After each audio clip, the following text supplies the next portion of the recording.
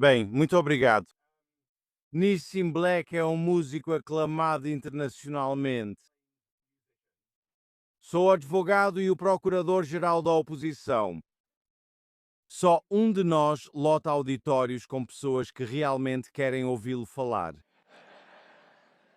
Isso foi absolutamente fantástico, Nissim, e que você continue indo de força em força.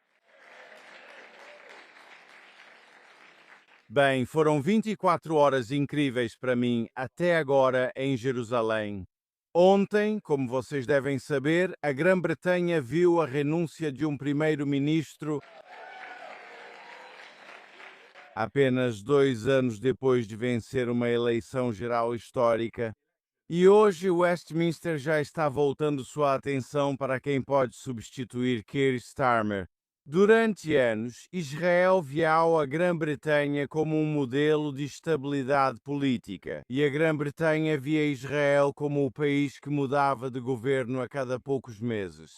Olhando para os acontecimentos dos últimos meses e, em particular, das últimas 24 horas, já não tenho mais tanta certeza de qual país deveria servir de exemplo para o outro. Mas a instabilidade política não é a história mais importante. O que me preocupa muito mais é o que os acontecimentos recentes nos dizem sobre a saúde das sociedades democráticas e, em particular, a posição das comunidades judaicas, tanto no Reino Unido quanto em todo o Ocidente. Ontem à tarde, membros do Parlamento Britânico em Westminster debateram uma petição que pedia uma investigação sobre o que foi descrito, e eu cito a moção, como influência pró-Israel na política e na democracia do Reino Unido. Agora, deixe-me ser claro. O Parlamento deve debater questões difíceis. Sociedades livres dependem do debate. Nenhum governo, nenhuma instituição e nenhum país está imune a críticas, e isso inclui Israel. Na verdade, algumas das críticas mais fortes que ouço sobre o atual governo israelense vêm dos meus vizinhos em Tel Aviv, porque Israel tem uma esfera pública vibrante, embora às vezes turbulenta.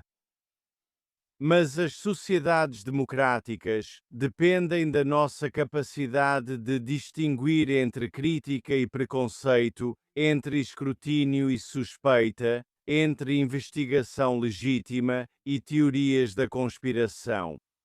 Como Procurador-Geral Sombra, passo grande parte da minha vida política pensando sobre o papel da lei em uma sociedade democrática. Uma das funções mais importantes da lei é traçar distinções. A Grã-Bretanha deve investigar a interferência estrangeira hostil. A Grã-Bretanha deve investigar espionagem. A Grã-Bretanha deve investigar operações encobertas de influência conduzidas por Estados hostis.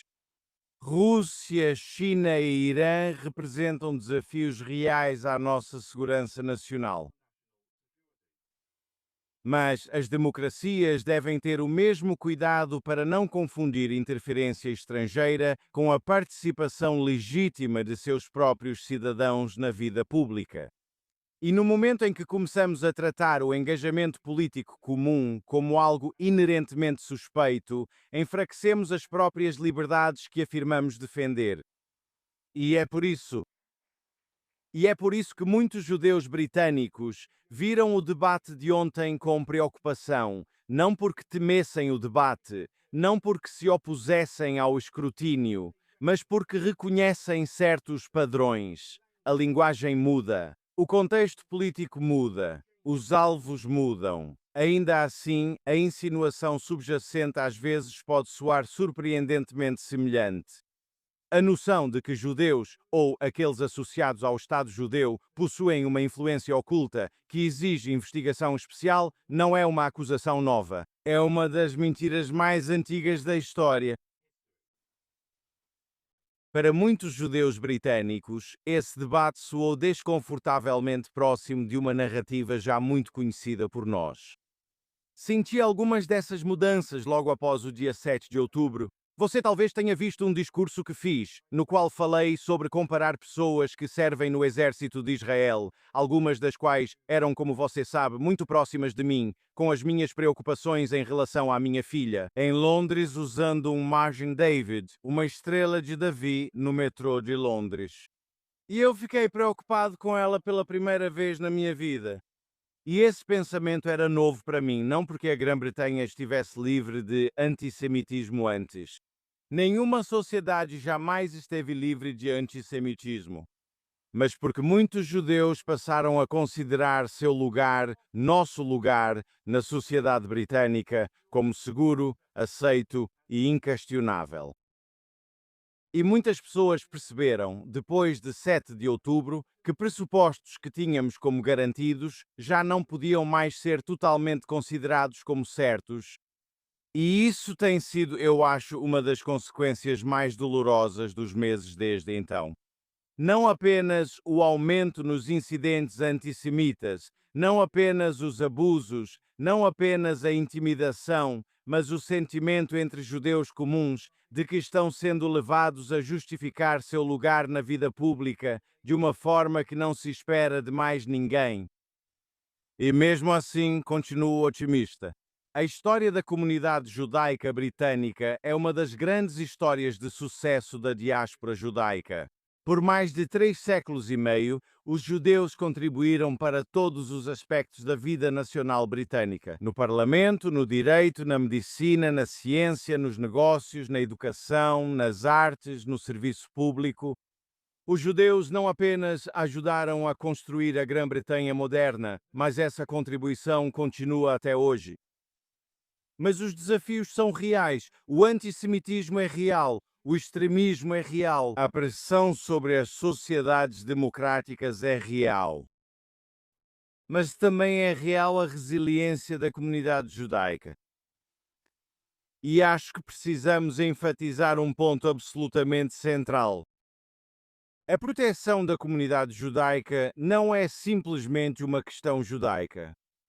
Não é um favor concedido aos judeus, não é uma concessão, não é um privilégio especial.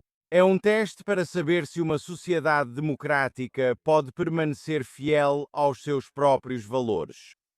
Quando os cidadãos são livres para participar da vida pública sem medo, a democracia floresce.